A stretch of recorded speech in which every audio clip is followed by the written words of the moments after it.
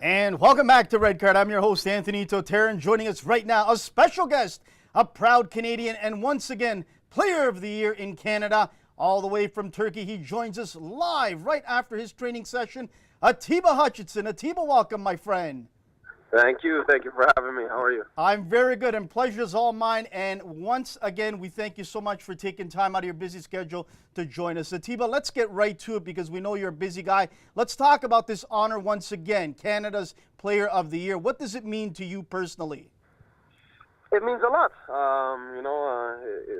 It goes to show, that I've had a good season, and it's nice that people have recognized me for that. I put a lot of effort and energy into a season, so to get to get a reward like that, it was there's a lot of pride that I take in that. So I'm very pleased and happy and thankful for the award.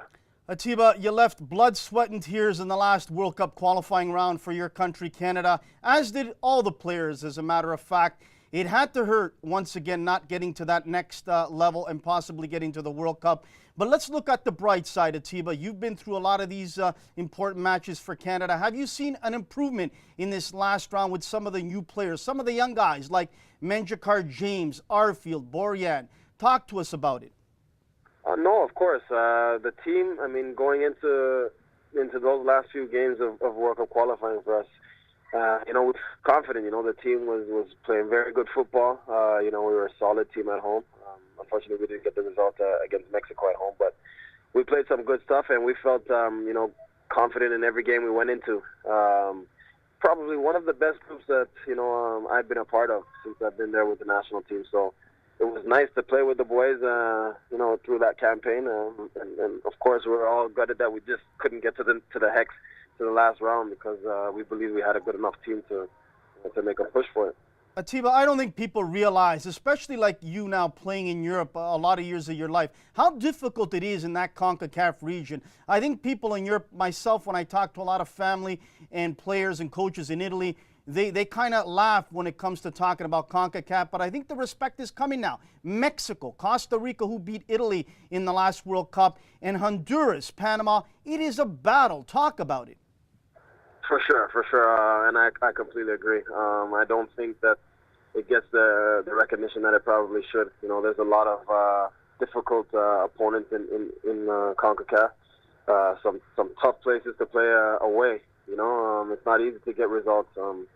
So I think overall CONCACAF is very competitive. You have a lot of good teams, and it's not easy to get through. And I've experienced that every time I've gone through a cycle of World Cup qualifying. So I've got a lot of respect for a lot of the nations in CONCACAF. I just hope that eventually Canada will get their chance to shine at some point.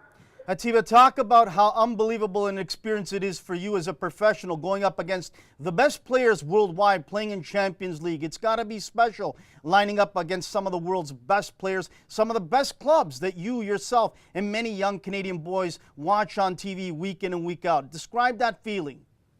No, it's special. Walking out onto the pitch and hearing the song for Champions League, it gives you goosebumps. I've played in it once before this time. It was a few years ago when I was in FC Copenhagen, and I've been longing to play in it again. It's the highest level you could possibly play at for your club. So you get to go up against some quality players, a lot of good teams, and yeah, it's the world stage. Everybody's watching. So every game you go into, really in Champions League, you really just gotta take the most out of it that you can. Just enjoy the experience.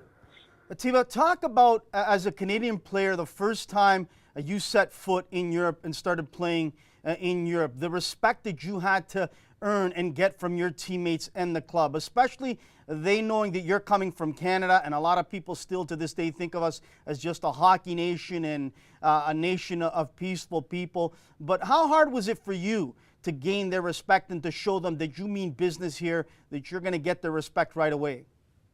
Yeah, it's not easy, because people don't really look at Canada as a footballing nation. So I think anywhere you go in Europe, or I guess outside of North America, you really have to go out there and fight, and just show that you have qualities, show that you're talented, that you have the right work ethic. And those are some of the things I made sure I wanted to do as soon as I left Canada. I knew I had the talent, but obviously it's more to the game than just talent. You have to put in the hard work. And for me, I started with a smaller team in Sweden, not the highest level, but kind of climbed up the ladder. I think I did the right thing from the start. The step I took was a good step. You don't really want to go too high and kind of have to go down if you're not ready for that level. So for me it was a good decision, and just to be in Europe, I was very happy with that, and I enjoyed every moment of it. Atiba, the beautiful country of Turkey. Unfortunately, you experienced something very scary a few days ago. About 20 minutes away, I believe, there was a bombing. Describe that, and describe what was going through your mind once you heard that was all unfolding very close by to you. No, you just want to make sure that nobody really knows. It's really tough to talk about, but I just hope that everybody was okay. Obviously, your heart goes out to the people that were involved and the families.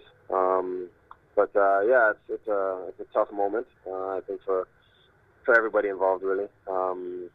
Fortunately, I was okay. Family was okay, and Turkey is a very strong country. They have a lot of pride and they have a lot of honor in themselves. So they really kind of just stick together when things like this happen, and that's just when you're here, you just got to try to do as best as you can to keep your head up and just send out a prayer for whoever's involved. Atiba, 10 days ago, the city of Toronto, the country of Canada, experienced something they will never forget. History was made here. Unfortunately, TFC losing to the Seattle Sounders in an MLS Cup, but the city was abuzz. It was sold out, and worldwide media were here. I was one of them, and there was over 500 accredited media worldwide. You personally, do you have a desire? A lot of people have asked me to ask you, knowing that you'd be coming on eventually on my show, do you have a desire to come back to North America and play in MLS in the next year?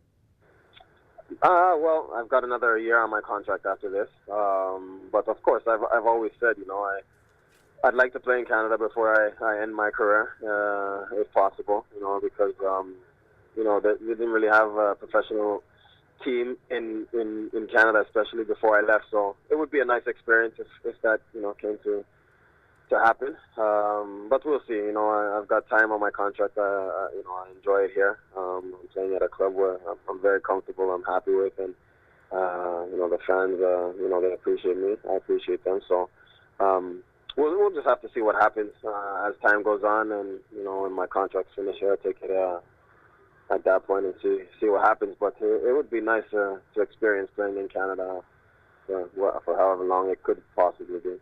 Atiba, I want you to talk to the young Canadian players here at home. I want you to talk to some of the young coaches that are starting to get into this trade that we call the soccer business. What advice would you give to the players and to the coaches that now you can give back, that you've learned in Europe, that you've learned playing in CONCACAF? What advice would you give to these young Canadian players and coaches? I mean, for me, I've always, been the type that believe that hard work pays off. No matter how much talent you have, unless you're one of the elites like Messi or Ronaldo, you really have to put in the work. If you work hard enough, you believe in yourself. Sometimes that's all it takes. I think that the talent is definitely there in Canada. The coaching has been getting better and better. So. Especially with the academies there now, there's a chance to play at the highest level possible from a very early age. So like I said, just continue to work hard, give everything you got for the sport, and hopefully things are rolling your way. If there's one thing you could change starting 2017 in Canada at the grassroots level, Atiba, to have more success for the youngsters here in Canada, what would that change be in your mind? What would you like to see change differently all across this country? That's a good question. I think things have been, like I said, things have been going good. Obviously with the academies that are coming into place now, but Development is important, just setting up, more programs, just being able to get out onto the pitch more often. The way that they have it out here in Europe, kids are getting picked up from their homes and being taken to their clubs to, for training sessions and stuff like that. So the mentality is a bit different, and I think it's slowly starting to happen in Canada. But these are the things that need to happen. They pretty much live and die for the game. So hopefully that can continue to happen in Canada or happen at an even faster rate. Atiba, as we close it out on a personal note, I've always said this, in my house when Canada plays a game, my two sons and my wife and I always don the Canadian jersey, and I will die a Canadian supporter. And watching you, how crushed you looked after that Mexico game, it brought a tear to my eye. And I will say this during this holiday season, like I said after that game, I believe all the mums and dads out there that have young boys playing in clubs and academies should go out and buy an Atiba Hutchinson jersey, because you left it all out there. You never ever said no ever to Team Canada when they called you, and you never wanted anything back except wearing that jersey. So we'll leave you with this, Atiba. Thank you. God bless you for what you did. And I know a lot of people here wish you the best of the holiday season, to you and your family, and hopefully we can see you in MLS sooner than later, my friend. All right. Thank you very much. Thanks for the talk. I enjoyed it as always, and good luck, and I wish all the best for you and your holidays. Atiba, thank you so much. Once again, Canada's Player of the Year and a class act, a true gentleman on and off the field, Atiba Hutchinson.